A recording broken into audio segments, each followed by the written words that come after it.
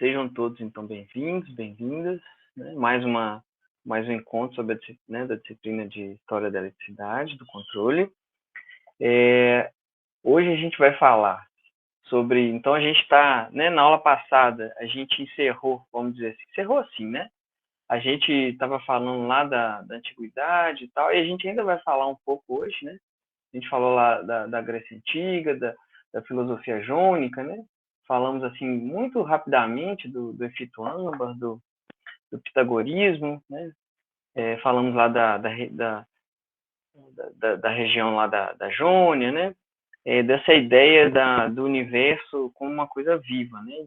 Das primeiras conceituações relacionadas à ideia da eletricidade, né? O fluxo da eletricidade, estavam ligados também a uma visão de mundo, né? Como uma criatura viva, né? Então, no mundo antigo, toda teoria, entre aspas, né, científica, né, porque essa ideia de ciência é uma conceituação moderna, mas a filosofia antiga, né, o conhecimento, né, da natureza, das coisas, estava, de certa forma, sempre com embebido, vamos dizer assim, né, essa ideia de que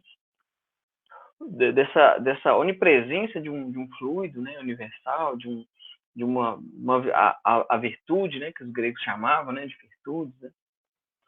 E a partir dessas ideias, né, vamos dizer assim, desse pilar epistêmico, né, em que foi fundamentado, né, as primeiras conceituações, né, relacionadas à eletricidade e magnetismo, isso estava nisso estava embutido essa ideia de vida, movimento, fluxo, né? Bom, já comentei isso, né? Que no mundo antigo, então, a vida e movimento estavam atrelados a essa ideia de um fluido, né? Onipresente.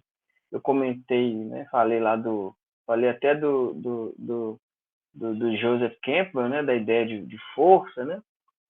Da gênese da ideia de força, né? Dessa que vem lá das sociedades totêmicas, né? A partir dos estudos de Emile Durkheim, né?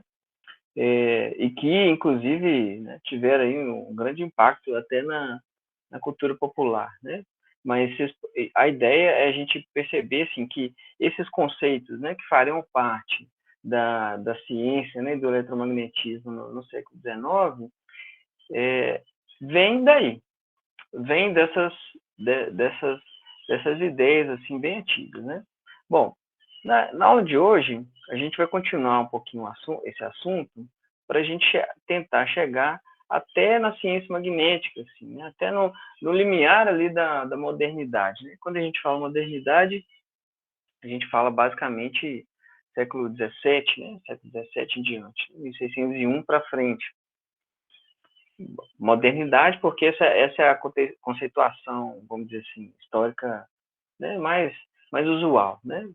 Não quer dizer que anteriores a isso não eram modernos, né? Vamos dizer assim, né? O pensamento não envelhece, né? Não existe, viu, gente? Não existe teoria científica ultrapassada, tá? Mas uma aula subsequente a gente vai comentar sobre isso. Bom, desde a antiguidade, né, já se observava que o calor podia ter um certo poder de atração, né? As pessoas acreditavam assim que, né, olhavam lá, viam o sol, né, entre aspas, secando, né, um reservatório de água, né? Viam a água se evaporar, viam, né, que os objetos se contraíam, né, ao serem resfriados, né? Esse fenômeno era observado muito nas práticas da medicina, né, lá com Galeno, por exemplo, né, os médicos lá da gregos, né? Então, a ideia principal que se tinha era que provavelmente existia algum tipo de fluido que era drenado a partir, né? Esse calor provocava a drenagem do fluido. Então, os corpos se contraíam por causa disso. Essa era a ideia, vamos dizer assim, reinante, né? Então, por exemplo, essa ideia do fogo, então, ela meio que estava relacionada também com a ideia, da mesma maneira como a gente comentou a respeito das primeiras observações do efeito âmbar, né, da atração ali de pedacinhos de papel, de pedacinhos ali de pelos de animais ali, se você esfregar com âmbar, né, eu vou voltar nisso daqui a pouquinho. E existia também essa mesma ideia relacionada ao calor, né? Desculpa colocar esse texto grande aqui, mas é uma fala que eu acho muito bonita, assim, que falava assim de como que se imaginava a visão, né? Entendia-se que a visão, de maneira um pouco diferente do que a gente entende hoje, né, na ciência, como, né, ondas, né, eletromagnéticas se propagando e que chegam aos nossos olhos, excitam, né, o nervo óptico ali no fundo dos nossos olhos e manda aqueles sinais elétricos até o cérebro, né, eletroquímicos, né. A visão que se tinha, na verdade, era um conceito que não tem tradução para o português, assim, mas a gente podia chamar de extramissão. A ideia de que a visão era algo como um fluxo de um fogo que as pessoas tinham dentro de si. Lembra que a gente comentou na aula passada sobre essa ideia do fogo, né? Que o fogo é sempre roubado, né? Então, existia essa ideia do fogo como um fluxo, aliás, da visão como um fluxo de um fogo que saía dos olhos, né? E chegava até o objeto, atingia esse objeto, né? Então, se o fogo que saísse dos olhos encontrava esse objeto e que né, ao mesmo tempo, algo se desprendia do objeto e ia de encontro a esse fogo, formava-se um contínuo, né? Como se fosse um rio, assim, um escoar, fazer com que a pessoa enxergasse, né? Eu coloquei até umas fotinhos aqui, ó. Isso é coisa da cultura popular, né? A gente vê isso, de certa forma, assim, nesses desenhos animados, né? Desenhos japoneses. Tinha até uma novela aí. Aqui eu vou denunciar a minha idade, tá? Quem tem aí, né, próximo dos 40 aí, vai lembrar que teve uma novela aí que tinha umas pessoas que soltavam raios pelos olhos, né? Uma novela dos anos 90. De certa forma, nisso aí estão embutidas essa ideia da visão, né, como uma coisa que sai, não uma coisa que chega nos olhos, né? Se você perguntar, existe inclusive um experimento psicológico da psicologia hoje, da neurociência, né, que mostra o seguinte, olha, aliás, que contesta, né, essa ideia de que essa ideia clássica que a gente tem agora, né, a respeito da visão. Por exemplo, se você perguntar para um leigo ou para uma criança, né, você faz um barulho, você toca um som e pergunta para a pessoa assim, olha, onde que você está ouvindo esse som? A pessoa fala assim, estou ouvindo aqui, ó. Aponta para o ouvido, né, para as orelhas, né. Agora, se você perguntar, se você mostrar um objeto para essa pessoa e falar assim, onde está esse objeto? A pessoa não vai apontar para a cabeça, nem para os olhos, a pessoa aponta para o objeto, né? Essa teoria que existe hoje ainda e é muito debatida assim, né, em outras ciências, né,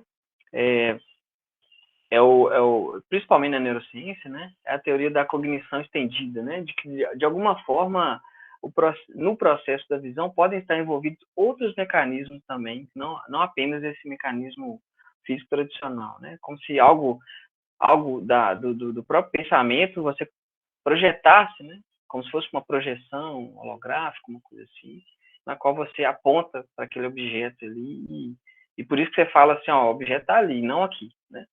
Bom, não vem ao caso, né? Essa frase que eu coloquei aqui é uma frase do Platão, que a gente comentou na aula passada, né? Platão foi discípulo de Sócrates, né? O grande filósofo da história humana, né? Dividiu a história em duas partes, né? Que nem Jesus Cristo, né? O Sócrates dividiu a filosofia entre antes de Sócrates e depois de Sócrates, né? Então ele falava assim, o Platão, olha, o fogo puro que há dentro de nós, irmão do outro, fizeram com que ele corresse pelos nossos olhos com sua suavidade de modo contínuo, pelo que comprimiram ao máximo o centro dos olhos, de tal forma que sustivesse a outra espécie mais espessa. Deste modo, quando a luz do dia cerca o fluxo da visão, semelhante cai sobre semelhante, tornam-se compactos, unindo-se, conciliando-se num só corpo ao longo do eixo da visão. O que acontece, onde quer que aquele fogo que sai do interior contacte o que vem do exterior. Assim, gera-se uma homogeneidade de impressões, pois o todo é muito semelhante. Se esse todo tocar em algo, ou se algo tocar nele, distribui os seus movimentos por todo o corpo até a alma, e produz a sensação que nós chamamos de. Essa ideia, gente, parece assim muito viajada, né? Mas essa ideia aqui seria tratada, por exemplo, por cientistas muito renomados, por exemplo, Isaac Newton, né? No século XVII, XVIII, com na teoria da óptica, né? Na óptica do Newton, né? Mais para frente a gente vai comentar sobre isso. Bom, mas por que eu estou falando disso, né? Essa ideia, né? Essa ideia de que algo, né, exalava, né, algo, por exemplo, no fluxo da visão exalava, né, era a mesma analogia que se aplicava para os fenômenos elétricos, né, que a gente comentou na aula passada. Da mesma forma, né, que existia esse fluxo da visão, né, essa ideia, né, de transmissão da visão, existia esse conceito sempre esse conceito de uma coisa circular, né, que acabou gerando a ideia, a teoria da períosis de Platão, que era o seguinte, olha, como da mesma forma, né, por exemplo, no processo da respiração, o ar que era expelido ali pelos pulmões chegava no exterior, só que para o pensamento da antiguidade, o vácuo, o vazio, né, não existia. Né? E eu acredito que existe ainda muita verdade nesse pensamento, depois eu vou comentar por quê.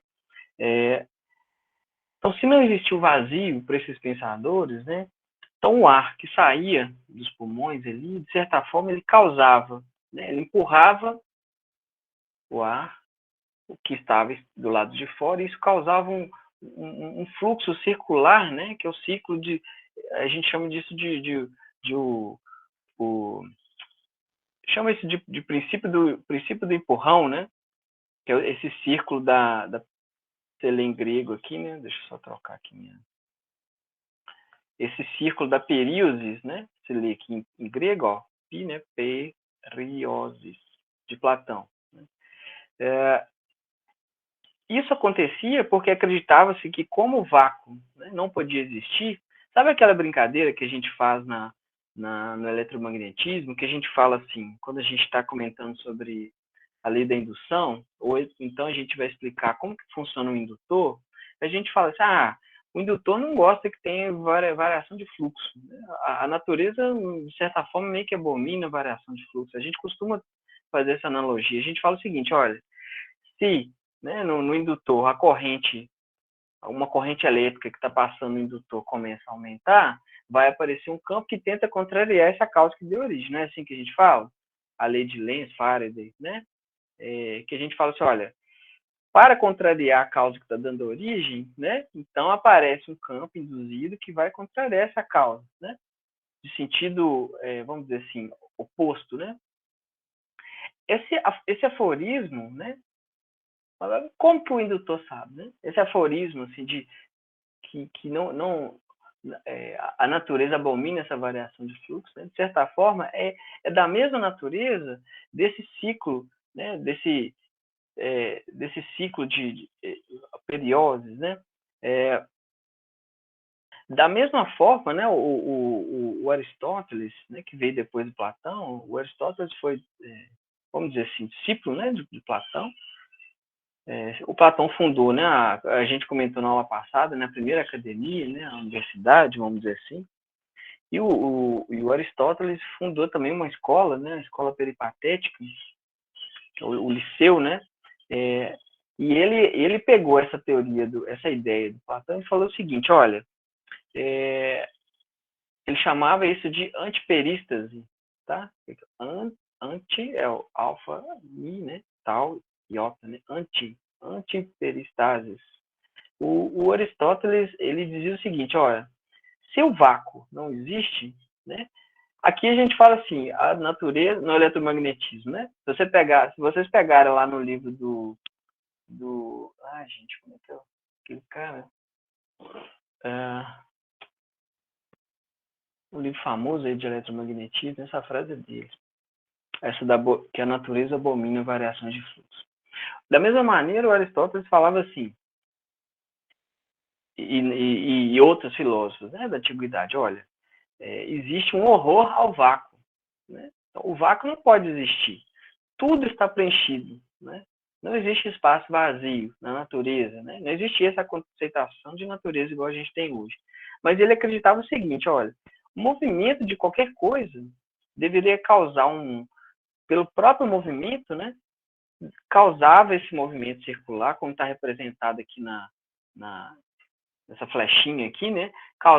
Aliás, isso aqui parece com alguma coisa que a gente já viu, né?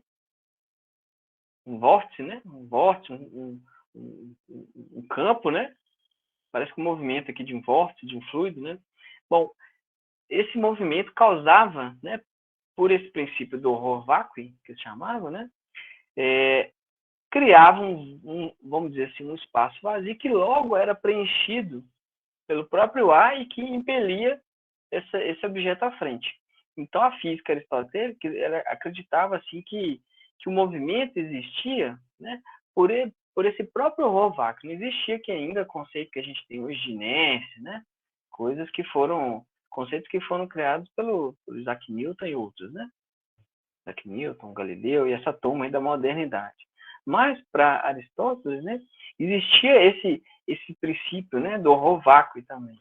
Esse mesmo conceito seria ressuscitado depois na Idade Medieval, né, com outro nome, mas isso abriria campo para uma ideia, né? Isso abriria campo para uma ideia assim de que as coisas poderiam se propagar no espaço, né? Na antiguidade clássica existia vamos dizer assim, duas grandes escolas que de certa forma se perpetuaram até hoje, né?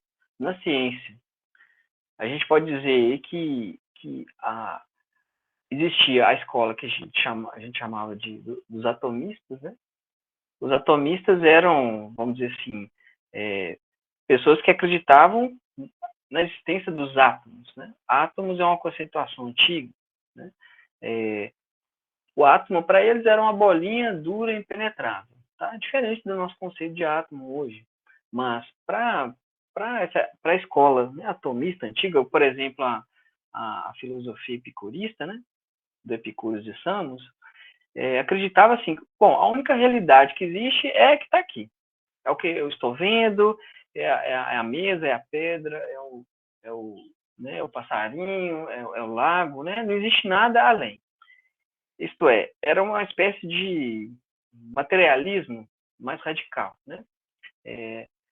Existia a outra escola, que é a escola que, vamos dizer assim, que ia inspirar, né? Acabou sendo inspiração para esses cientistas, né, do eletromagnetismo do século XIX, que é a escola socrático-platônica, né?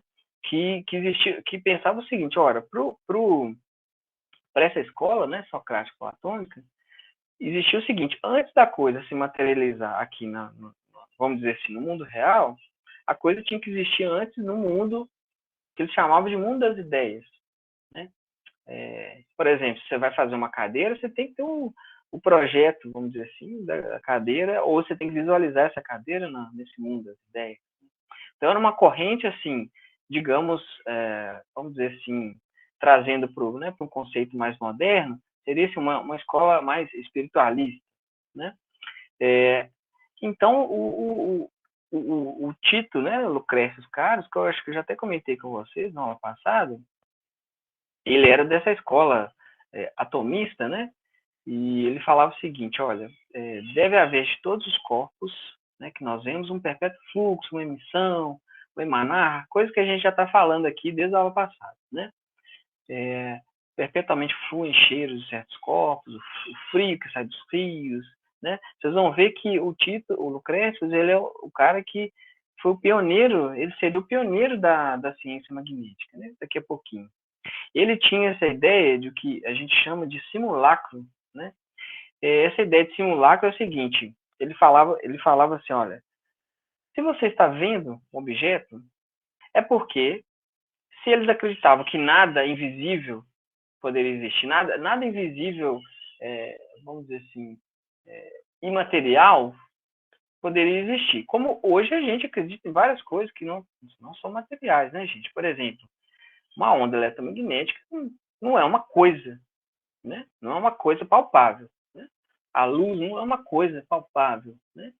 É uma coisa que não é ponderável. Eu posso colocar numa balança, né? Uma onda numa balança e ver assim, qual que é o peso, né? Qual que é a massa dessa luz. Né? Embora a gente saiba que existe, a luz tem um momento também, né? Mas isso é uma coisa lá da física. Pro Titus Lucretius Caros, né? Foi um filósofo romano, né? Do primeiro século. Ele acreditava o seguinte: olha, se eu estou vendo algo, é porque desse algo meio que se desprende uma casca. Por isso que a gente chama de simulacro, né? É como se uma casca se desprendesse. Então, se eu estou vendo aqui essa garrafa, é porque, de certa forma, os átomos, né, que compõem essa garrafa aqui, de certa forma, eles vão evaporando, vão soltando essa casca, né, que tem o mesmo formato da garrafa, e isso pressiona os nossos olhos e o meu olho eu consigo ver. Essa era a ideia do Lucrécio, né, que era um filósofo atomista.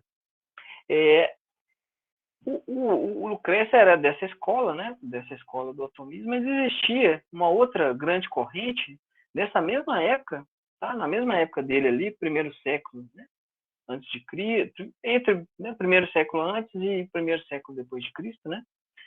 Nesse livro dele, né, o De Rerum Natura, sobre a natureza das coisas.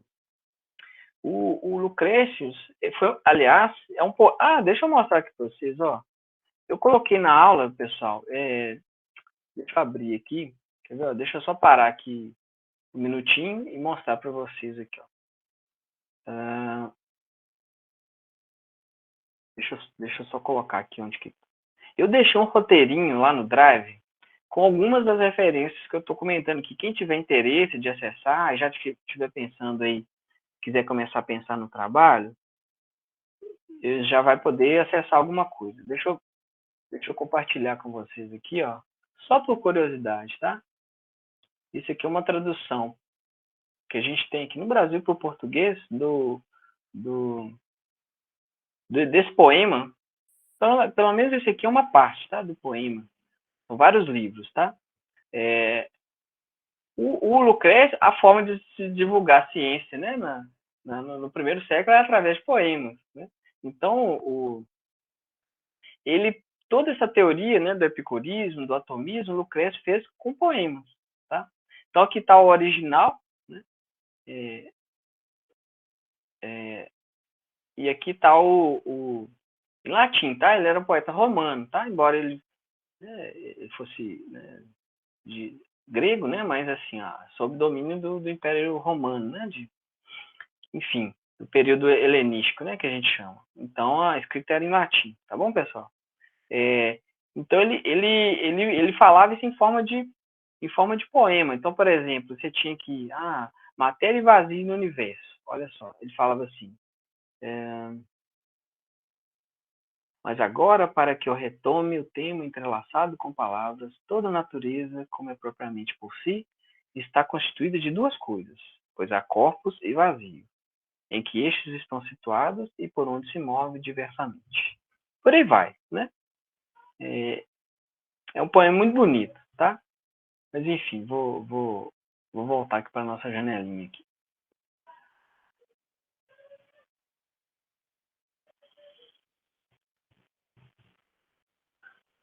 Só um instante.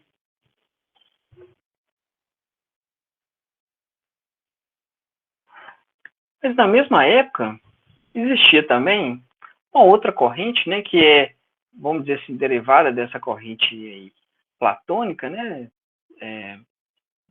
que é justamente a corrente a filosofia estoica, né?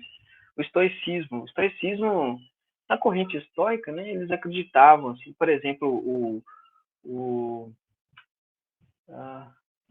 como é que é o nome daquele Tem inclusive um imperador romano muito famoso que foi um filósofo estoico também, agora me fugiu o nome dele. Mas enfim, nessa corrente, né, da filosofia estoica, já se tinha essa ideia dos 4 elementos, assim, né? Os elementos de... Estou até fazendo uma brincadeira aqui, ó, né? Quem também tem mais de 30 vai lembrar desse desenho. Quem não tem não vai lembrar. Um desenho dos anos 90, o Capitão Planeta, né? Falava assim, terra, fogo, água, não sei o quê. Mas, enfim, na filosofia estoica, né, tinha-se a crença de que esses elementos, né, que a gente chama de elementos de Empédocles, tinham estavam todos entrelaçados e, de certa forma, eles podiam se converter um no outro, né? E deles que seria gerados as outras coisas, né? Um filósofo, um engenheiro, né? Um pioneiro aí da engenharia, um pioneiro da automação, foi um pensador da filosofia estoica, né? Eles acreditavam, assim, essa coisa do estoicismo, até hoje ainda está em vigor, que assim, é uma filosofia voltada para o bem viver, para viver com coragem, né? Vamos dizer assim, né? Vamos dizer assim, o primeiro livro de autoajuda aí veio da filosofia estoica. Mas o Herão de Alexandria, ele foi um filósofo, né, estoico do primeiro século. Ele foi um cara que interpretou, né, além dos 4 elementos, fogo, terra, água, ar, né, o ar, ele relacionou o ar com um elemento também que ele chamava de pneuma, né? Daí o nome pneumático, né? Ele interpretou essa pneuma como uma propriedade elástica do ar. Então, para o Herão de Alexandria, né? Alexandria era uma grande cidade, né, da antiga, que eu vou mostrar daqui a pouquinho. Ele começa a investigar, né, essa propriedade do ar. Então, para ele, assim, o ar, ele era como se fosse assim, eu até coloquei aqui, ó, uma frase dele, do livro dele, ó, Pneumática. Aqui é uma tradução para o inglês, tá? Direto do grego. Ele falava assim, olha, as partículas de ar estão em contato umas com as outras. Então, para ele aqui já não existia mais esse contínuo, tá? O ar para ele já era formado de partículas e era uma coisa elástica, tá? Essa elasticidade a gente interpreta como coisas que estão buscando se afastar, né? Como vamos dizer assim, um perfume. Se você abre aqui um frasco de perfume, se tem uma pessoa próxima a você, rapidamente ela vai sentir esse cheiro por essa propriedade elástica, né? Então, ele falava assim, olha, as partículas estão em contato umas com as outras, sendo que não se encontram em todas as partes, mas espaços vazios são deixados entre elas, como na areia da praia. Grãos de areia devem ser imaginados como correspondentes às partículas de ar. Ele já faz uma analogia aqui, né? E o ar entre os grãos de areia aos espaços vazios entre as partículas de ar. O que o Herão fez? Ele descobriu, né, a partir dessa propriedade elástica, ele começou a desenvolver vários dispositivos. Entre eles, a primeira máquina a vapor, os primeiros autômatos, né? Por exemplo, nessa figura que eu vou mostrar para vocês daqui a pouco, vou mostrar agora aqui para vocês, ó. Eu já vou até abrir aqui vou até abrir aqui o livro dele. Eu vou disponibilizar para vocês também o link, se vocês quiserem. Quer ver, ó? Eu vou compartilhar aqui com vocês.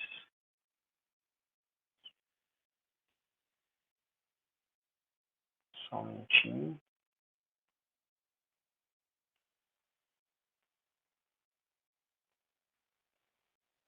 Já vai abrir. Deixa eu tentar colocar em alguma... Eu não sei se eu coloquei o marcador para... Aqui é o livro do Herão, ó. Deixa eu voltar com ele aqui para a primeira página, aqui, só para vocês verem, ó. Isso aqui, obviamente, é uma tradução, né, do original em grego. Infelizmente, eu não sei ler grego, não. Mas um dos primeiros inventores, né? Vou mostrar para vocês aqui, ó.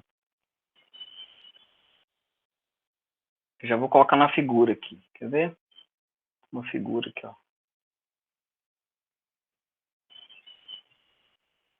Por exemplo, ele começou a desenvolver uns dispositivos meio lento para abrir, tá, pessoal? Porque o PDF é meio pesado, tá? Porque é digitalizado, né? Ele começou a desenvolver uns dispositivos baseados nessa propriedade elástica do ar. Então, ele foi o cara que inventou a primeira máquina a vapor. A máquina a vapor, deixa eu ver se eu acho ela aqui. Deixa eu ver se eu coloquei marcador para ela. Quem tem paciência, tá, pessoal? Não. Peraí. Se não achar ela, não tem problema. Essa aqui é uma figura legal, olha. Ele colocava um recipiente aqui, ó, para esquentar, né? Então, esse recipiente com água, né? Então, gerava vapor. Ele colocava aqui uma bolinha que ficava flutuando. Isso era uma maravilha, assim, né?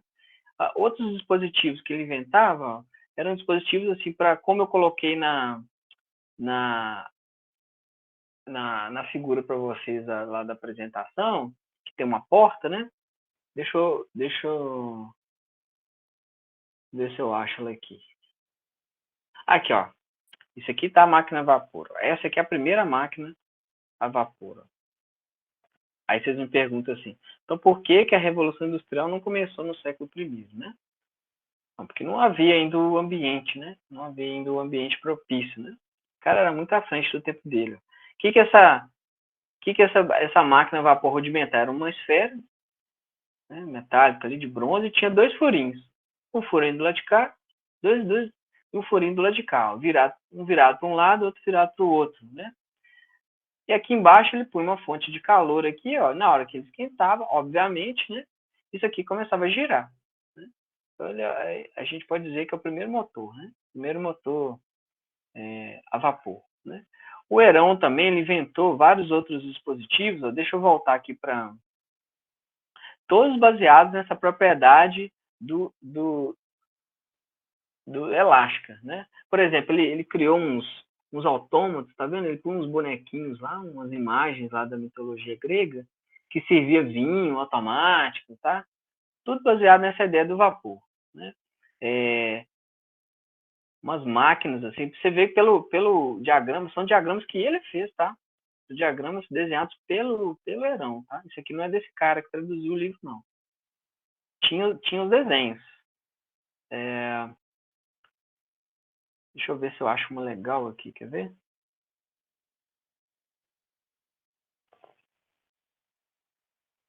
Cara, essa aqui que você acendia o fogo. Esse aqui eu acho que era assim, ó, o cara acendia o fogo, aí aqui embaixo ele tinha escondido um tanque com água, então pela questão da diferença de pressão, eu não sei o que esse aqui fazia. Mas eu sei que esse bonequinho que mexia o braço e entornava alguma coisa, sabe? Tudo automaticamente. Agora, o que eu acho mais legal, assim, era o dispositivo automático que ele inventou para abrir as portas do templo, lá, que é essa que eu coloquei que tinha um passarinho que mexia sozinho, tá vendo? Que ficava andando para um lado para o outro assim, fazendo barulhinho. Pessoas dançando, coisas assim inimagináveis assim. Pensar numa época que não existia nada, né, gente? Deixa eu ver se eu acho aqui, quer ver? Enfim, quem de vocês tiver interesse, eu vou parar de ficar procurando aqui, vou voltar para a imagem lá, senão eu vou perder nosso tempo todo. Deixa eu fechar aqui, ó, e voltar lá para nossa apresentação aqui. Eu queria mostrar no livro essa figura aqui, ó. Essa é uma das invenções, né? Peraí que vai aparecer. Aqui ele tinha aqui, ó, um tanque de água, no qual você vinha aqui, ó, o cara vinha aqui do lado de fora com uma tocha, acendia uma pira aqui, um fogo, né? Então esquentava a água que estava ali, começava a circular, né? A água, na hora que esquentava, gerava uma pressão aqui, né? Gerava uma pressão, aí gerava o vapor condensava e começava a pingar aqui nesse balde, ó, o balde ficava pesadinho. Na hora que esse balde descia, esses cilindros aqui giravam e abria a porta. Então, assim, olha só, ia ter uma cerimônia lá, né, religiosa lá no templo, né, lá de Alexandria. Alexandria é uma cidade que fica, é uma província que fica no Egito, tá, gente? Não é na Grécia, não, tá? Alexandria é no Egito.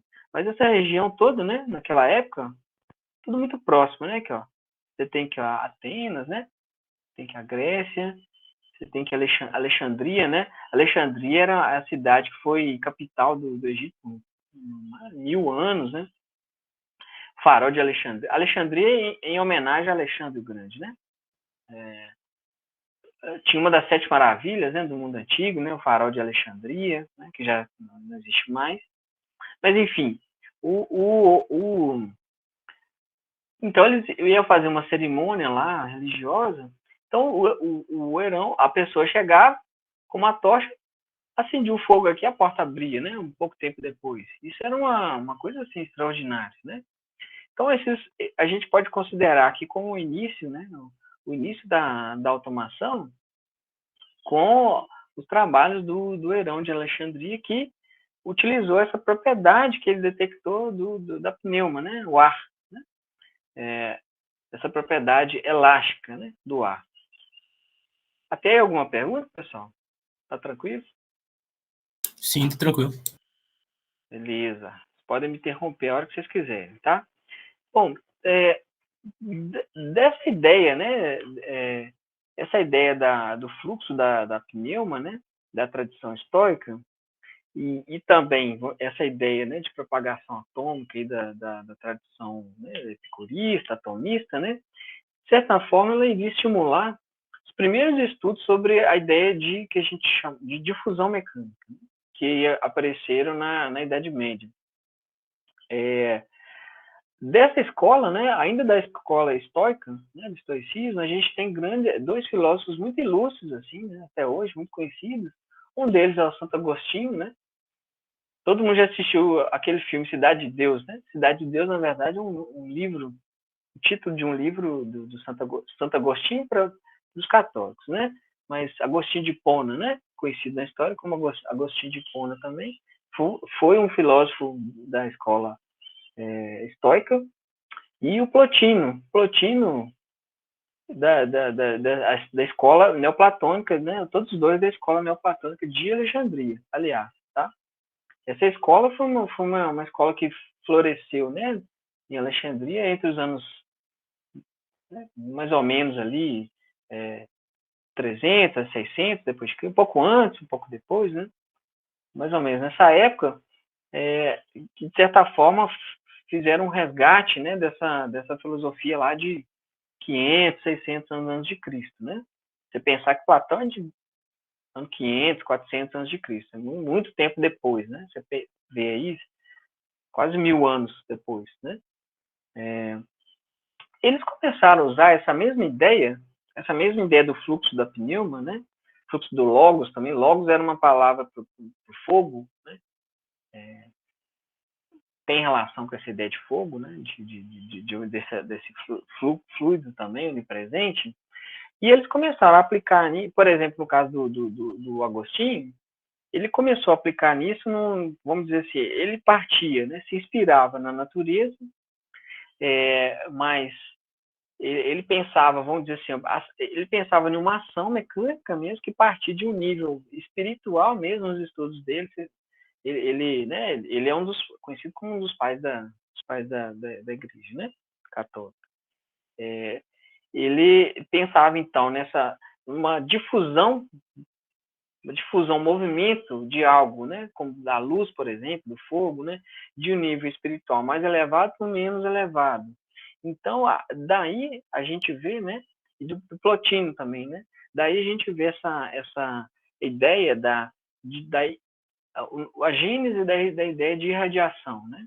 Então, essa irradiação representando, de certa forma, aspectos daquilo que se desejava alcançar, mas era um conceito físico mesmo, né? Que foi aproveitado, que seria aproveitado na física posterior, né?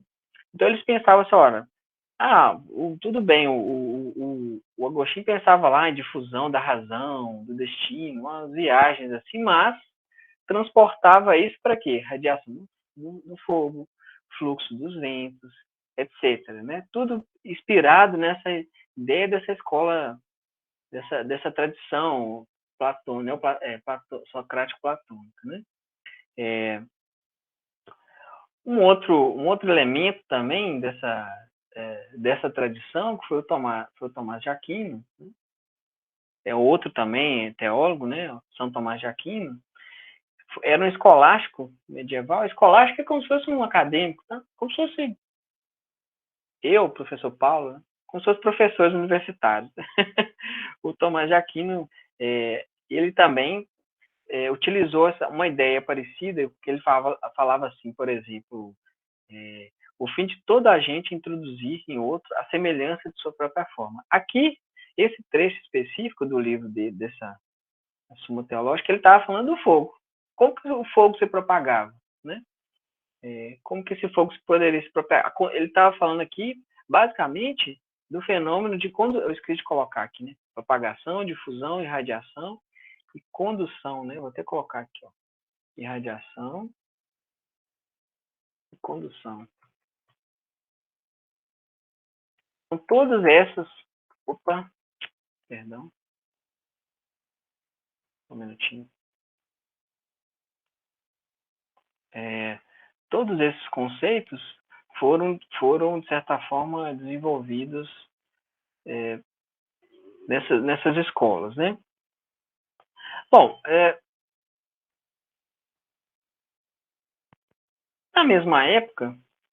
nessa mesma época aqui, ó, de Tomás de Aquino, né, um outro escolástico, que hoje em dia é bem conhecido, né, mas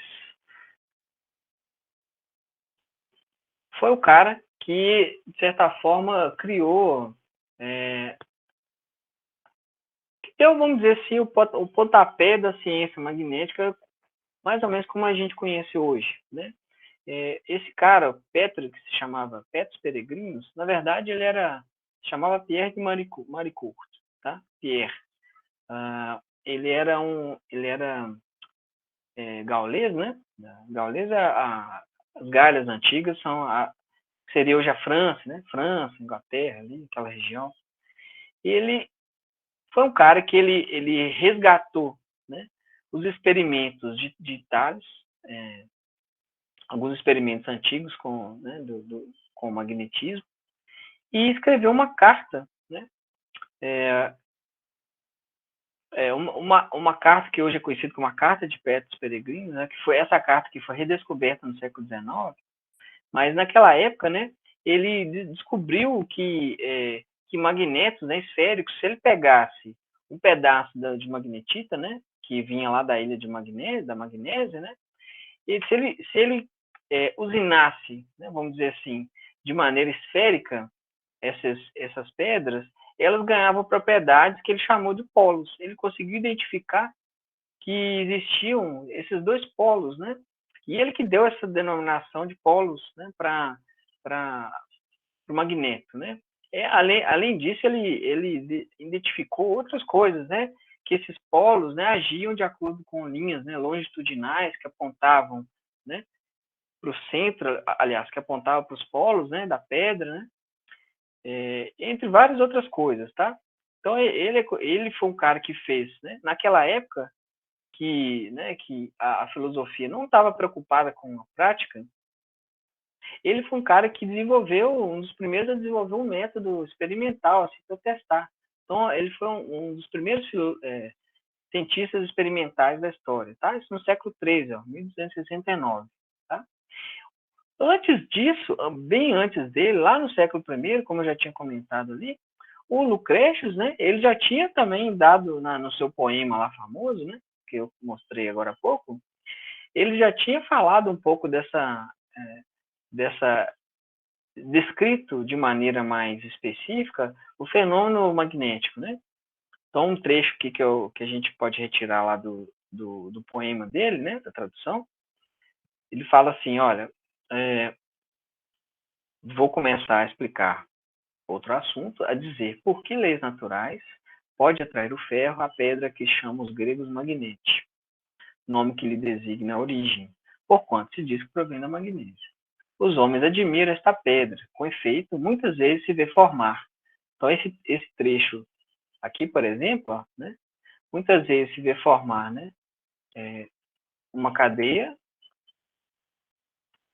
com vários anéis que dela pendem, né, de modo bem parecido com essa imagenzinha que eu coloquei aqui, né, de modo que essa força se exerça sem interrupções.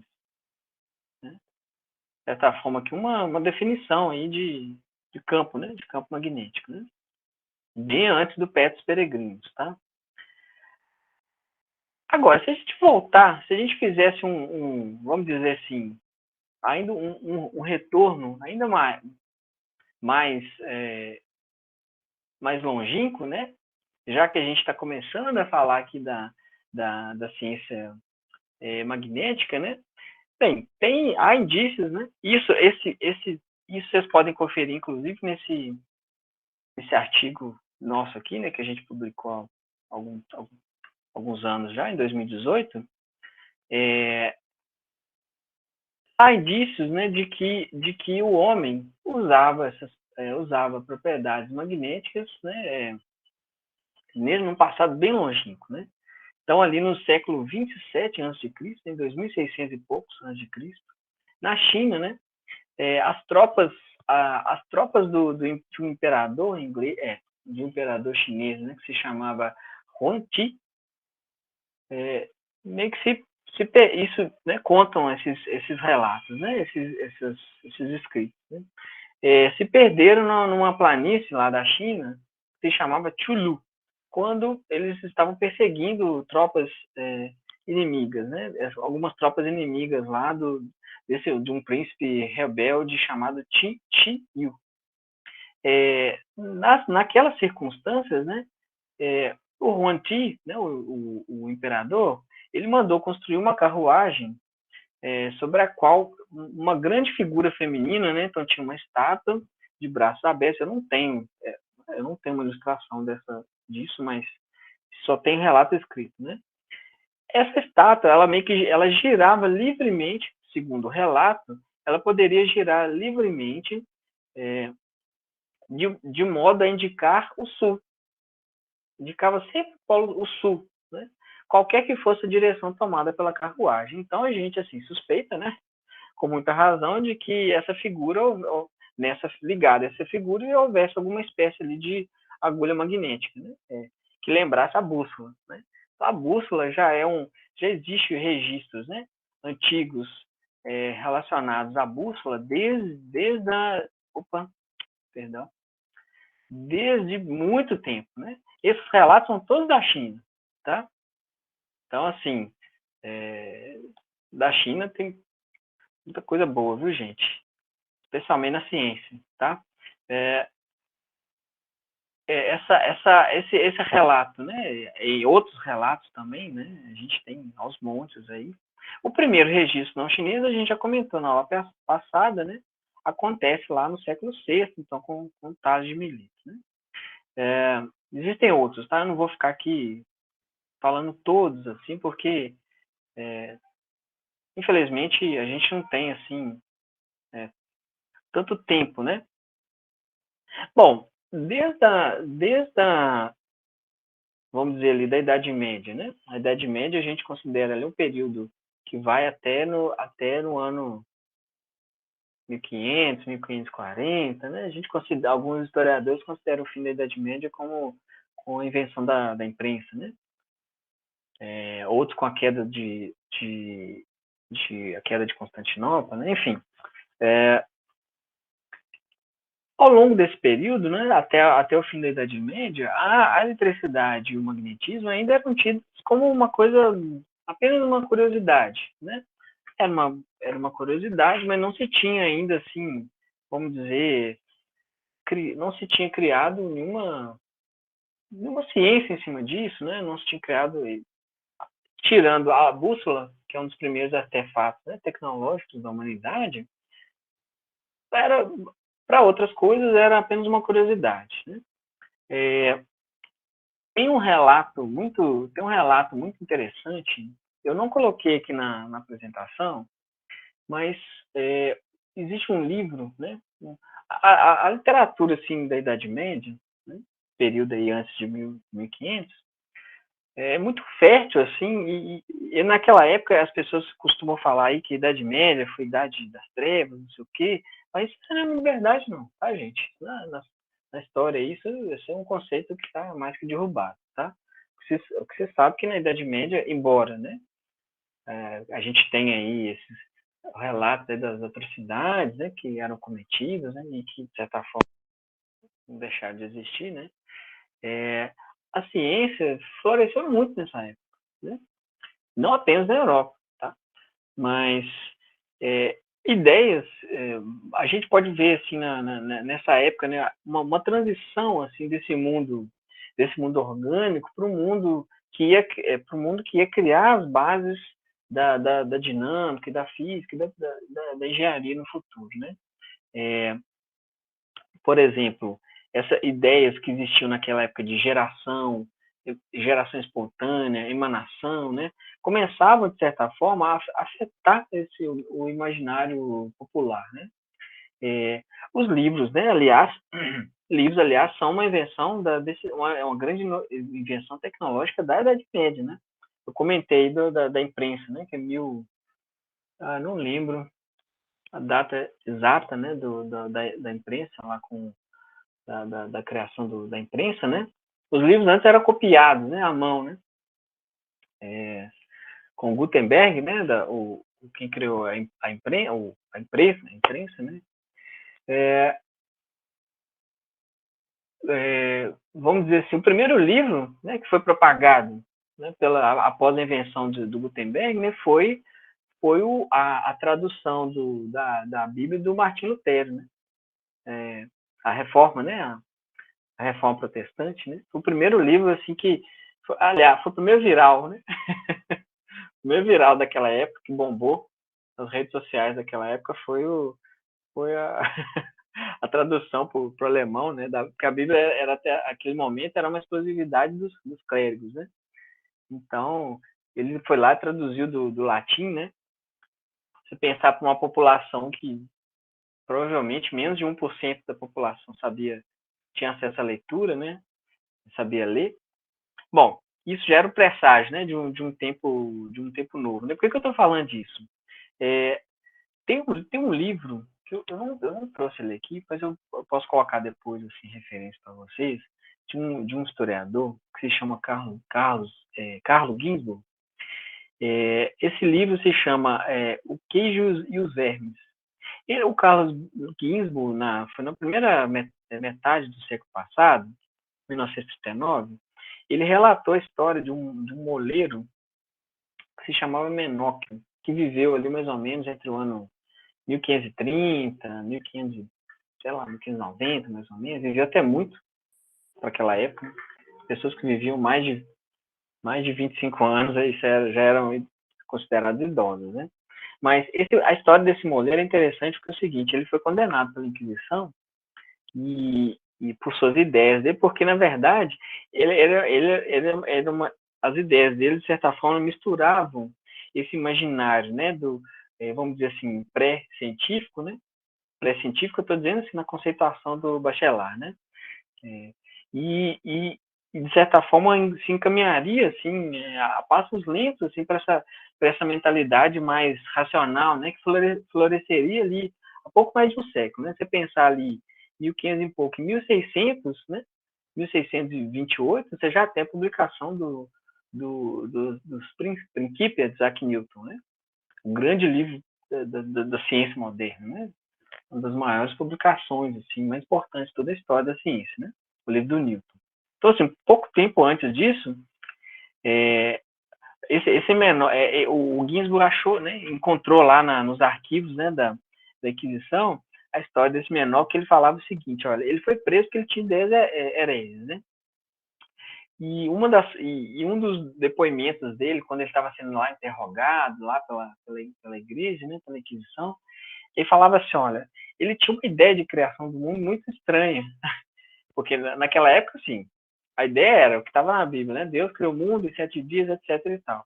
Mas o que ele falava? Ele falava assim, não, o mundo começou assim, tudo era um caos, né? Ele falava assim, isto é, a terra, a água, o ar, o fogo, tudo junto. E penso, ele disse, né? Penso que no princípio este mundo era nada e que a água do mar foi batida como uma espuma e se coagulou como queijo, do qual nasceu uma infinidade de vermes.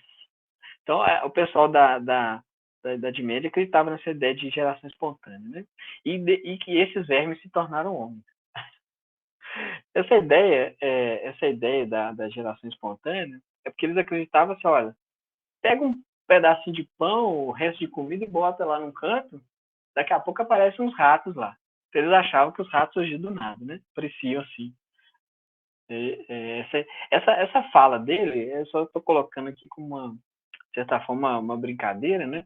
Ela se sintetiza, então, essa corrente de pensamento que estava tomando consistência, né? No fim desse período medieval, e que, de certa forma, está embutida nessa ideia lá do Lucrécius, que o Lucrécio era um cara que ele propagava a ideia da criação ex nihilo, né? O niilismo, que falava assim, ó, nada pode surgir do nada.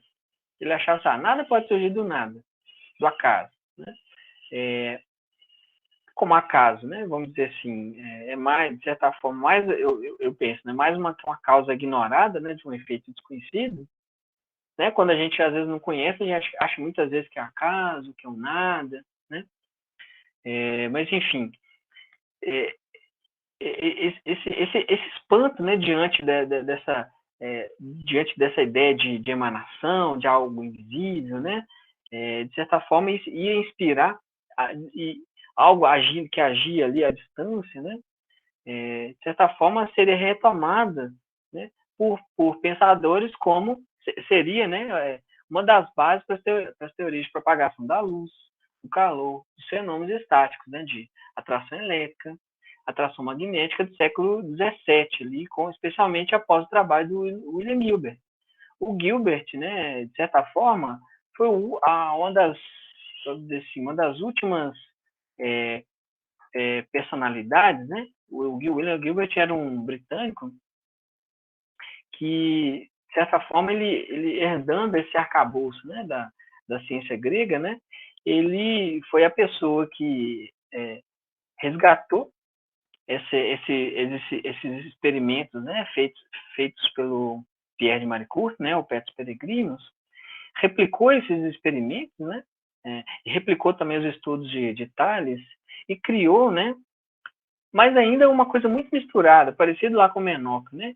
Então ele, por exemplo, ele acreditava assim, olha, o ímã é como se fosse uma criatura. São analogias, né, gente? Quer dizer que ele achava que a pedra, o ímã, era vivo, né, gente? Que tinha uma alma humana, né? Mas o que ele acreditava, olha, tem alguma coisa ali que parece uma coisa viva, né? Ele falava assim, em muitos experimentos, a pedra ímã é como uma criatura viva. Uma de suas virtudes notáveis é aquela que os antigos consideravam alma viva do céu, nos globos, nas estrelas, no sol e na lua. O que o Gilbert fez? Ele pegou, olha só que interessante, ele acatando, vamos dizer assim, as sugestões lá acatando lá as sugestões do Pierre de Maricourt, o Gilbert, o que ele fez? Ele pegou, então, um pedaço de magnetita, usinou esse pedaço de magnetita, separou ali bonitinho, identificou ali onde estavam os polos, né? E ele pensou assim, ora, ele já conhecia a bússola, né, por exemplo. Ele pensou assim, ora, né? Ele pensava assim, se no magnetismo, né, dessa esferinha aqui, né, que ele chamava de terrela, né? Ele conseguia identificar os polos, né? Ele imaginou que o centro da atividade magnética da Terra, que é o ímã, né? A pedrinha ímã em formato esférico usinado, era o centro da Terra, era a origem da atividade magnética. Então ele pensou, bom, por analogia, é muito provável que a Terra tenha também essa virtude que fica ali orbitando, né? Que seria o campo, nosso campo magnético, né? Teria essa virtude que está ali orbitando e que teria origem no centro da Terra. Então, assim como, né, no magnetismo terrestre, o entendimento, né, dele era que o magnetismo da Terra se gerava no centro da Terra. O magnetismo do ímã se gerava no centro do ímã. Então, o Gilbert foi aquela primeira pessoa que teve a sacada e falou assim, a Terra é um grande ímã. Isso foi uma descoberta científica para a época assim, extraordinária, porque ele a partir dessa analogia que ele fez, ele percebeu assim, ó, aliás, né, ele foi o primeiro propulsor da teoria geomagnética da Terra, né? Hoje, aliás, é a teoria mais aceita, né? De que o campo magnético terrestre, quem é esse, né? Tem contato ou estudou alguma coisa de geologia, né? De geofísica, sabe que a teoria, né? A teoria geomagnética, né? Diz o seguinte, que o núcleo, né? Vamos dizer assim, no núcleo da Terra ali, né? Você tem o núcleo sólido, mas você tem também ali a movimentação ali do magma, né? Eu não sei explicar assim em detalhes, mas o movimento, né? Desse material, que em grande parte a gente sabe hoje que grande parte desse material é ferro mesmo, o movimento desse material gera um magnetismo terrestre. Então, se o campo magnético da Terra, que é essa ideia que a gente tem hoje, se origina no centro da Terra mesmo, né? Que é o que o Gilbert percebeu replicando esses experimentos do Marie Curie e experimentos mais antigos, né? Ele, aliás, o Gilbert foi uma das pessoas que criou um dos primeiros instrumentos de medição elétrica, né? Ele fez muitos experimentos também com eletricidade, né, que ele chamava de versório, né? O versório era um dispositivo, não deu tempo de colocar aqui a figura, vou ver se eu coloco depois. O versório era um dispositivo parecido com uma bússola, só que ele era uma agulha de ferro que não era imantada, que ficava, né, no alto de uma base rotativa e que ele era usado para testar a força elétrica. Então, se atritava alguma coisa ali, um âmbar ou qualquer outro, e aproximava do versório, ele mexia, né? Ele usava isso para poder medir, né, a presença ali de uma força elétrica, né? Foi o primeiro instrumento elétrico criado, tá? O versório do Gilbert. Aliás, muito provável que o nosso convidado não é de semana que vem, mas do dia, né, 22, daqui a 2 semanas, o professor Assis, ele vai falar, né, dos fundamentos experimentais, né, da eletricidade, nós convidamos ele, e provavelmente ele vai falar do versório e de algumas outras coisas também que eu não quero ficar adiantando, né, que ele é o especialista nessa parte, vamos dizer assim. Então aqui, gente, a gente vê, né, a partir de 1600, eu considero assim o Gilbert como o último dos antigos, né? A partir do Gilbert a gente vai ter, de certa forma, uma mudança, né? Que vai ser a revolução científica. Eu espero que dê, né? Para a gente ver na aula de semana que vem. Se não der, a gente, né, vai continuar depois da palestra do Assis. Mas a revolução científica, na revolução científica, né? O que vai haver vai ser um movimento de certa forma, tentar esquecer, um esquecimento, tentar esquecer essas ideias aqui antigas, né? Né, dando preferência assim para a supremacia do que eu chamo de analogias mecânicas, né? Então, a partir daqui, a partir do Gilbert, né, a ciência magnética, né, que aqui a gente pode considerar a fundação da ciência magnética, né, moderna, a gente vai ver né, a eletricidade, o magnetismo, o conhecimento sobre essas duas grandezas, essas duas entidades, se desenvolver de maneira bem diversa, tá? A partir daqui a gente vai ver, né, na próxima aula, né, já o aparecimento, né, dos primeiros instrumentos elétricos, das primeiras teorias, né, do fluido elétrico, né, como a teoria do Benjamin Franklin, outras pessoas, né, a descoberta aí, né, a publicação dos princípios de Newton, né, a gênese da ideia de ação à distância, né, com Kepler, mas ainda tem muita coisa para a gente ver, tá? Então, a gente vai parar aqui com, de certa forma, né, o último dos moicanos aqui, né, o último dos antigos, né, o William Gilbert com o The Magnet, né? O livro também do Gilbert, eu vou, deixa eu só parar aqui, ó, rapidinho, mostrar umas coisas aqui para vocês, ó. Uma das coisas que eu quero mostrar,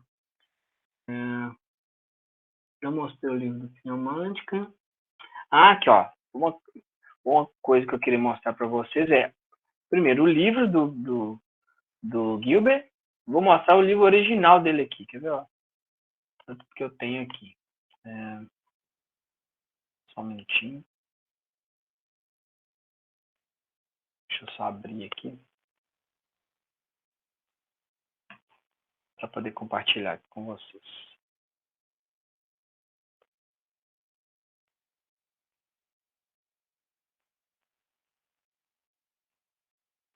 Gente, para quem quer fazer pesquisa em história da ciência, o melhor lugar do mundo são os Internet Archives, né? Internet Archives, assim, tem tudo. Deixa eu colocar na primeira página aqui, ó. Tá vendo que é em latim, tá, gente? Quem quiser pesquisar assim, história antiga, tem que aprender latim.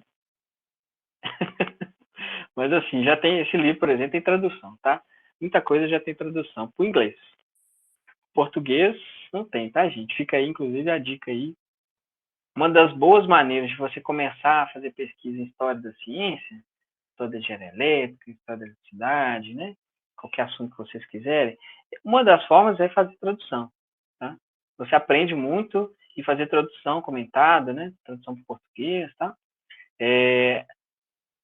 Aqui, ó, o título do livro, ó, William, né? William escrevi assim, né? Gilbert, de magnetis corporibus et aqui tá faltando um trecho. No magnete tellure, né? O grande magnete terrestre. Magna, tá, aqui tá faltando aqui, ó. Magno magnete tellure, tá? Magno é grande, tá? Magno magnete, grande magnete. O livro do Gilbert foi em Londres, ó, 1600, ó, em Romanos aqui, né? 1600. Eu acho bonito mostrar, porque assim, as figuras são muito bonitas. Eu gosto das figuras. Mas deixa eu tentar mostrar para vocês aqui, ó. A figura eu tirei daqui, ó. Tá vendo? Deixa eu ver se eu coloquei algum marcador aqui. Não pus marcador. Aqui ele mostra passo a passo como que ele obtém os polos, a luzina, a pedra no formato esférico, né, vamos dizer assim, elipsoide, né? Você identifica ali os ímãs, né? Deixa eu ver se eu acho aqui aquela figura especial que eu mostrei para vocês. Aqui, ó, o versório, ó. Aqui está o versório. Esse aqui é o versório dele, ó. É o primeiro instrumento elétrico, tá? Criado. Deixa eu ver se eu acho uma outra coisa interessante aqui. Vou mostrar para vocês.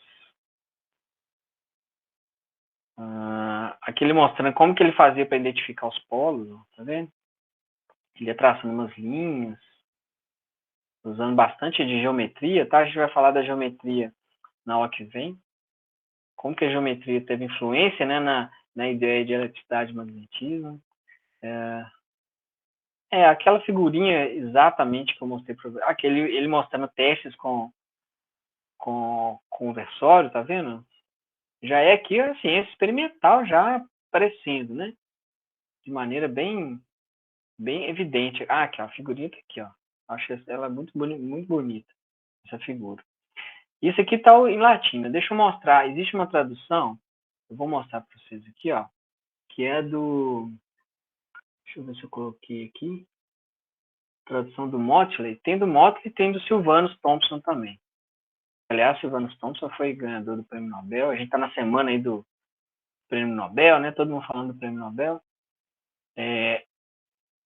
Esse aqui é uma das traduções. Esse aqui é do ano de 1900. Vai abrir já para vocês verem. Já é um livro mais pesado. Aqui, ó. William Gilbert, de Colchester. Pedra ímã, né? Ó, o ímã e os corpos magnéticos. O grande magneto terrestre. O que eu acho mais legal da obra do Gilbert é justamente essa analogia que ele fez com uma pedra usinada com a Terra, né? Ele fez uma descoberta ali baseada numa simples analogia física, né? Então aqui quem quiser ler, ó, tá? Eu vou deixar no roteiro da nossa aula, tem um roteirinho lá no Drive de texto, tá? Ao invés de colocar os arquivos, eu coloquei o link onde vocês podem acessar, tá? Algumas das coisas que eu mostrei aqui, ok? Então, por exemplo, quem quiser aprender mais aí sobre o início da ciência magnética, é um livro que vale a pena. Só tem 400 páginas, né? Vocês leem rapidinho. Né? Uma sentada aí, vocês conseguem ler. Ô, Dani, você colocou, foi dentro da pasta da aula de hoje? Da semana 3? Coloquei, o roteiro eu já coloquei. A aula ainda não, né, que tá rolando. Eu já coloquei um arquivinho de texto que tá escrito o seguinte, ó, roteiro, aula 3. Aí que mais cedo tinha entrado, eu não vi nada, não tava vazio. Sim, é porque eu coloquei perto do início da aula. Ah, e agora já tem é lá. No roteiro, eu vou até mostrar aqui, ó. Daqui a pouco eu mostro. Deixa eu ver se eu acho alguma coisa legal aqui dessa tradução. Por exemplo, o versório de Gilbert, o Motley, por exemplo, traduziu com outro nome. Você já deve ter ouvido falar na palavra eletroscópio. Já ouviu falar, Paulo? Eu já. Então, o eletroscópio é o versório de Gilbert, né? Só que foi traduzido para o inglês como eletroscópio. Era um instrumento que foi usado até século XIX, era muito usado, né? Para medir assim, a presença, né, de um campo elétrico, né, da força elétrica. Eu não vou achar aqui onde está. Esse eletroscópio é um que tem duas plaquinhas que afasta? Ou não? Estou lembrando aqui. É uma das variações. Sim, tem uma das variações. Então eu sei mais ou menos que instrumento que é esse. Sim, que levanta assim, ó. Né? Isso. É isso mesmo. É uma das variações desse instrumento do Gilbert, tá? Provavelmente o Assis vai falar sobre isso. Por isso que eu não estou falando. Ele vai falar sobre isso, provavelmente, na palestra dele. Vou fechar aqui. Aqui, ó. O roteirinho da aula, eu vou mostrar para vocês aqui, ó. Eu vou tentar colocar, a partir de agora, toda aula, eu vou tentar colocar um roteirinho com um arquivo de texto, ó, com algumas das coisas que eu falar na aula. Então, por exemplo, eu falei do artigo do fulano. Onde que está esse artigo do fulano, que tiver interesse? Uma coisa que eu gostaria que vocês lessem, todos esses que a gente comentou na aula de hoje, sim, opcionais, né? Se vocês quiserem ver, conferir e tal. Mas uma coisa que eu gostaria que vocês lessem, esse artigo que eu coloquei aqui em A, aqui, ó, é um artigo sobre a pesquisa e escrita em História da Ciência. É um artigo básico para vocês começarem o pontapé inicial, assim, de como que você vai abordar um trabalho de História da Ciência. Como que eu vou... Qual que é o método? O que eu faço para começar? Eu quero estudar alguma coisa de História da Ciência. O que eu faço? Não existe receita de bolo, tá, gente? A melhor receita para se fazer pesquisa em História da Ciência é fazendo, escrevendo, tá? Não tem receita de bolo. É igual a caminhada, né? O caminho se faz caminhando. Mas, enfim, esse artigo aqui, que fala História da Ciência, Objetos, Métodos e Problemas, um artigo em português, né? Tá o link aqui, ó. É um artigo curtinho, é bom vocês terem uma ideia, assim, alguns caminhos possíveis, tá? O livro do Herão, eu deixei lá o link para vocês também, que é muito legal. Para a história da automação, assim, ele é assim, essencial. Por exemplo, quem quiser fazer como trabalho e quiser montar, replicar alguns das montagens do Herão, que são fáceis, né? Você precisa que panela com água fervendo, né? Madeira, enfim. Você pode replicar um experimento, tá? Do Herão. Por exemplo, a máquina a vapor, ou esse da porta lá do templo, né? Quem quiser ir fazer, né? Por exemplo, tem alguma coisa aqui que eu vou falar talvez na aula que vem, dos relógios de água. Eu não comentei aqui, né? Mas as clepsidras, né? Os relógios de água, são experimentos muito legais também que a gente pode fazer, que são fáceis. O livro do Gilbert, eu coloquei a tradução, tá? Aquele artigo meu lá, de outras pessoas, né, e dos meus professores, meus orientadores, que eu escrevi, falando da história, né, da antiguidade até o Idade Média. A carta também, eu não mostrei a carta, né, deixa eu mostrar aqui a carta do Pé dos Peregrinos, deixa eu mostrar ela aqui para vocês, ó, quer ver? Deixa eu primeiro abri-la aqui.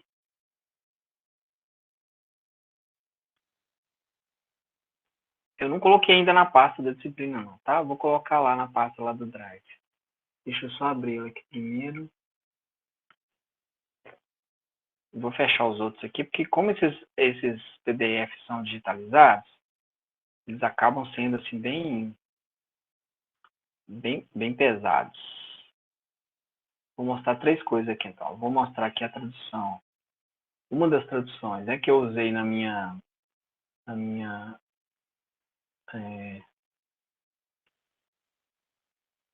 tese.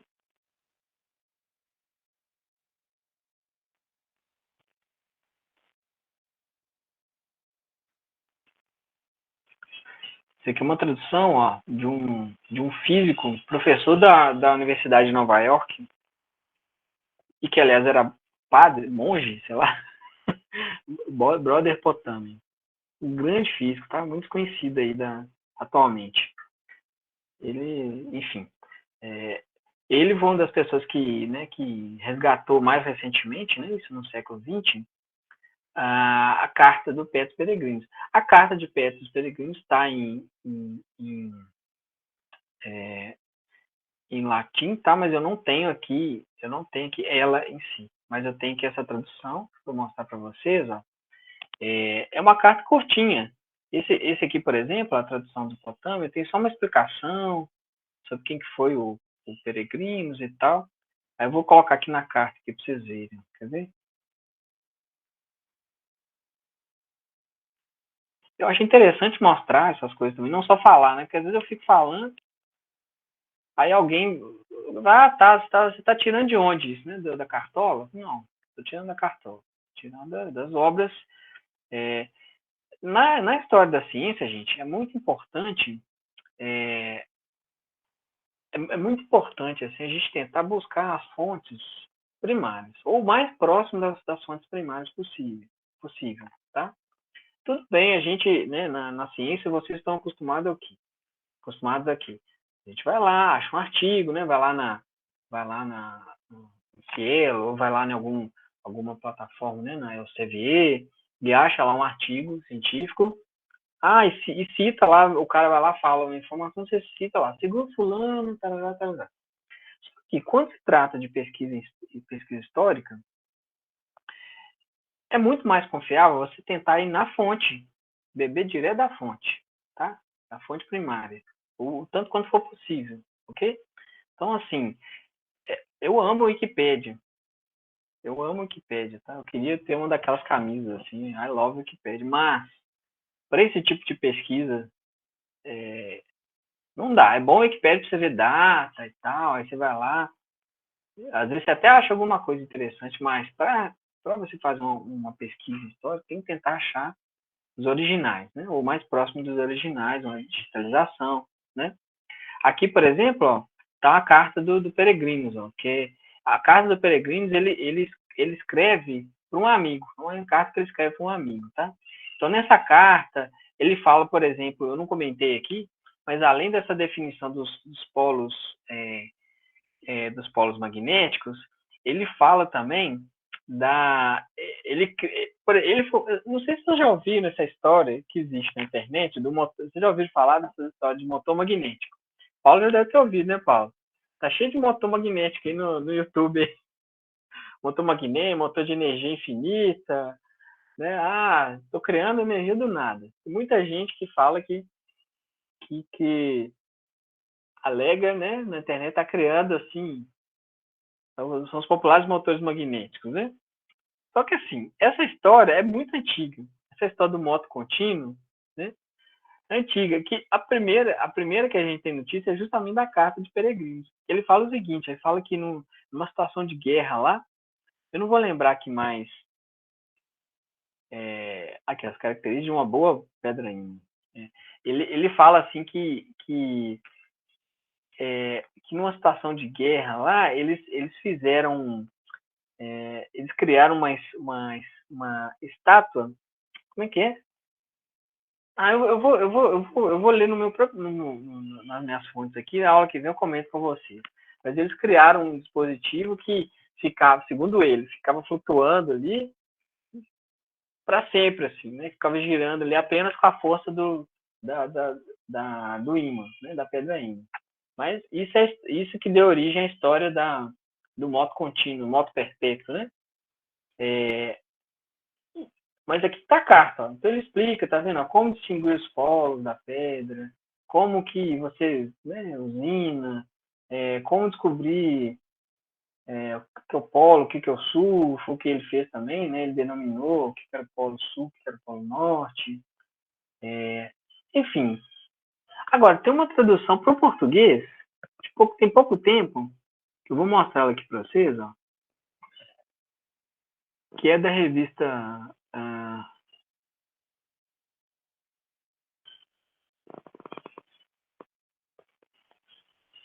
essa historinha que eu comentei com vocês tem nesse meu artigo, tá? Que esse artigo aqui, ó. Essa historinha do Peregrino. Mas não é esse artigo que eu queria mostrar para vocês, não. Aqui tem essa história do moto perpétuo. Deixa eu procurar aqui. Moto. Aqui, ó. Aqui, ó. Em 1269, Peregrino se achava envolvido numa expedição militar por Carlos, duque de Anjou, que objetivava recuperar, como rei das duas Cilícias, a cidade de Lucera, no sul da Itália. Ele servira no que pode ser chamado de divisão de engenheiros militares. Parará, parará. Aí ele fala o seguinte, ó. Naquele momento, ele estava envolvido com um problema de mecânica prática, concebeu um mecanismo que pudesse manter em movimento uma esfera armilar. Esfera armilar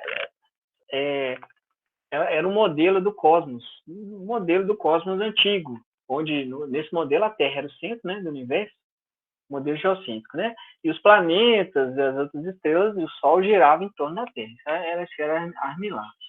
Então, nessa carta, ele estava lá absorto nesse problema e ele começou a considerar um problema bem fascinante. Ele fala o seguinte, ó, quer ver? Para ele concebeu uma roda incrustada, pedaços de ferro que seriam atraídos por uma pedra ímã.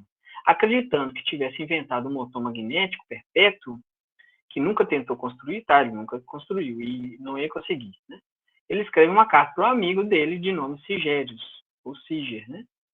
Deixa eu ver se eu tenho um trecho. Eu não coloquei o trecho que ele fala sobre isso, não, tá? Só que nesse artigo eu só coloco o trecho que ele se ocupa com o motor perpétuo. Mas, se vocês quem não tem familiaridade com o inglês, pode acessar esse artigo aqui, ó, tá vendo? Bem recente, que é da carta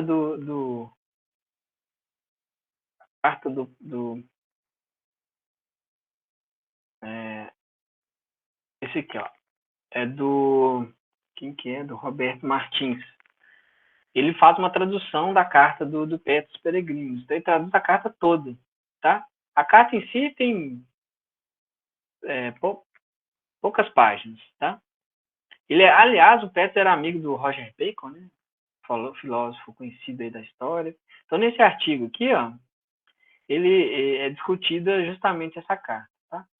Bem interessante também para quem quiser aí investigar mais sobre esse assunto, tá? Esse artigo é de 2017, bem recente ainda. Em história da ciência, gente, a gente não tem que preocupar muito com artigo muito recente, não, tá? Não tem tanto essa preocupação de tem que ser coisa muito nova, não, ok? A nossa preocupação aqui, pelo contrário, né? A gente está preocupado com as coisas velhas. Mas, obviamente, a gente tem que estar a par do que os nossos pares, né, estão fazendo, né? Então, assim, você vai pesquisar sobre o Gilbert, por exemplo, é importante vocês procurarem o que tem sido feito sobre eles, né? Existem muitos periódicos sobre isso, tá? Então, pessoal, eu vou deixar esse material todo lá para vocês lá no Drive, né? Junto com a aula da disciplina. E quem também tiver interesse em alguma coisa que não aparece lá, entre em contato também, ou vai lá no plano de ensino, nas referências lá, vocês vão encontrar também alguma coisa, tá? Queria agradecer, então. A aula já vai encerrando por aqui. Queria agradecer a presença de todos, todas. Nos vemos, então, semana que vem. E quem quiser falar alguma coisa aí, por favor, fale agora, o caso para sempre.